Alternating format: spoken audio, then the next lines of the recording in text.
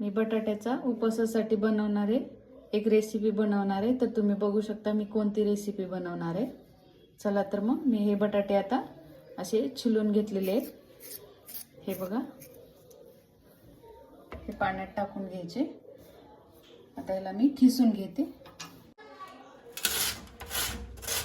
हे बघा, असे खिसून घ्यायचेत आपल्याला।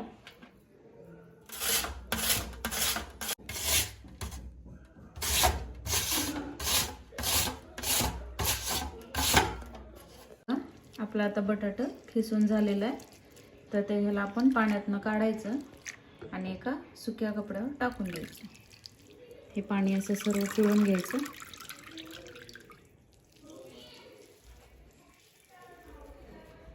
हे बघा, असं टाकून घ्यायचं। यामधलं पाणी हे कपडा वसून घेईल तोपर्यंत।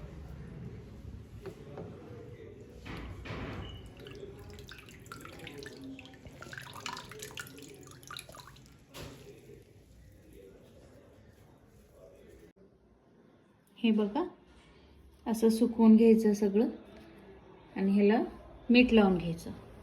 नाही तुम्ही नंतर पण टाकलं तरी चालेल, पण तुम्हाला असं पण लावलं तरी चालेल। हे बघा कसे झालेत आपले बटाटे।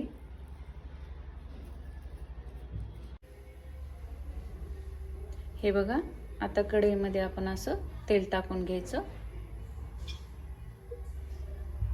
थोडा वेळ तेल गरम होईपर्यंत आपले हे सुकून जातील तोपर्यंत।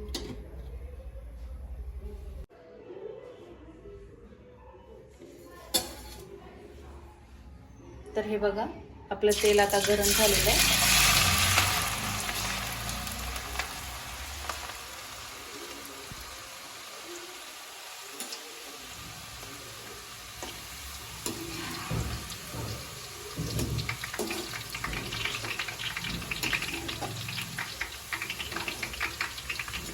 हे जोपर्यंत बटाटे मध्ये कडक होत नाही तोपर्यंत हे असं परतून घ्यायचे यामध्ये तेलामध्ये।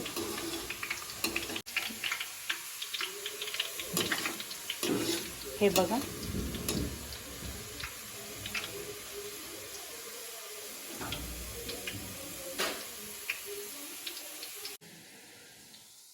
हे बघा, मग असे आपण बटाटे खिसले होते ना, ते पाण्यातून काढल्याच्या नंतर हे असे आपण तळून घेतलेले।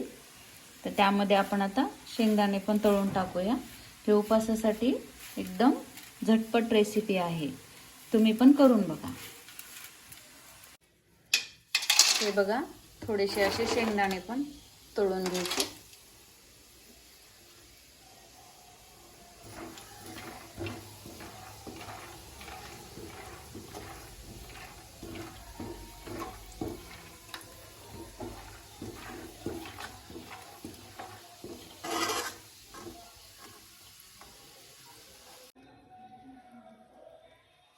तर हे बघा, असं आता मीठ टाकून घ्यायचं।